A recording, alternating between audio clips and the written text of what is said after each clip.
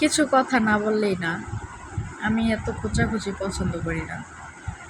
কিছু কিছু কমেন্ট দেখি, চুপচাপ থাকি, কিছু কিছু মানুষের রিয়াকশন দেখি, তো কিছু বলতে চাই না, তারপর বলতে হয়, কারণ মানুষ তো কিছু না বললে হচ্ছে আবার মনে করে কি ভয় পায়, আবার মনে হয় কেউ মনে করে হয়তো যে মানে অনেক কিছু মনে করে এত কিছু বলতে চায় না। তো মানুষকে দেখে এত জলাজলি না কইরা নিজের চরকায় তেল দেন। আপনি যেভাবে আছেন সেভাবে থাকেন, আর মানুষ যেভাবে আছে সেভাবে মানুষকে থাকতে দেন। মানুষকে নিয়ে এত খোঁচাখুচি করেন না। খোঁচাখুচি করলে আমি তো কিছু না, আমি তো কিছু করতে পারবো না, কিন্তু সৃষ্টিকর্তা আছে, ঠিক আছে? সৃষ্টিকর্তা সেটার ফল দিবে। আর যে কথায় আছে ধৈর্যের ফল অনেক মিঠা হয়, তো সেটা হচ্ছে আল্লাহ ভালো জানে কার কোনটা করলে ভালো হয়। মানুষকে নিয়ে এত খোঁচাখুচি করেন না, আর এত অহংকার করেন না। যার যার দিক থেকে আল্লাহ তাদেরকে ঠিক রাখার মতন হচ্ছে একটা যথেষ্ট পরিমাণের দিক কইরা দিছে, ঠিক আছে? কিন্তু মানুষকে নিয়ে এরকম খোঁচাখুচি করেন না। ভালো থাকেন সবাই, মানুষকেও ভালো থাকতে দেন। আসলে কাউকে কিছু বলতে চাই না, আর বলবো না, কারণ হচ্ছে আল্লাহ যার যার কর্মের ফল তাকে অবশ্যই দিবে। সেটা বললেই কি আর না বললেই কি।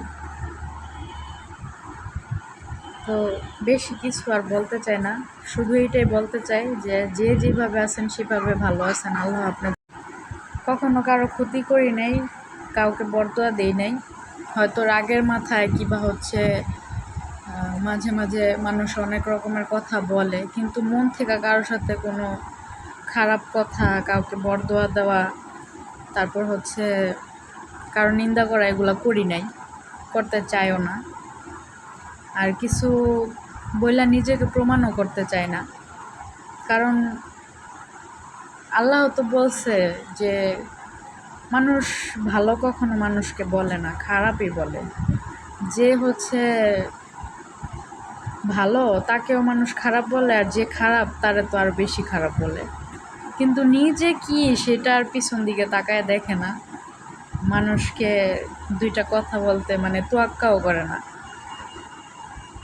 নিজে কি করতেছে সেটা হচ্ছে কেউ ওই যে পিছন ঘুরা দেখে না। কারণ সব সময় আমরা তো মানে এখন এমন একটা পর্যায়ে চলে গেছি যে যত দোষ নন্দ ঘোষ, এরকম হয়ে গেছে। মানুষ যে হচ্ছে আমি যে কি ভুল করতেছি সেটা আমার চোখে পড়ে না, আরেকজনেরটা ঠিকই চোখে পড়ে, এরকম হচ্ছে মানে বিবেচনা।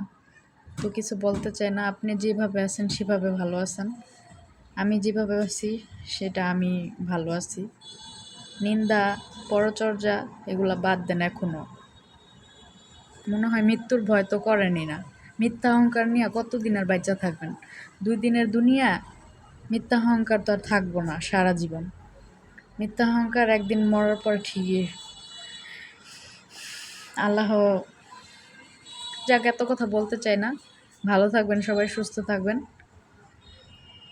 এটা হচ্ছে আমার কিছু ফ্যান আছে, কিছু মানুষ আছে, অনেকে হচ্ছে অনেক খোঁচাখুচি করেন।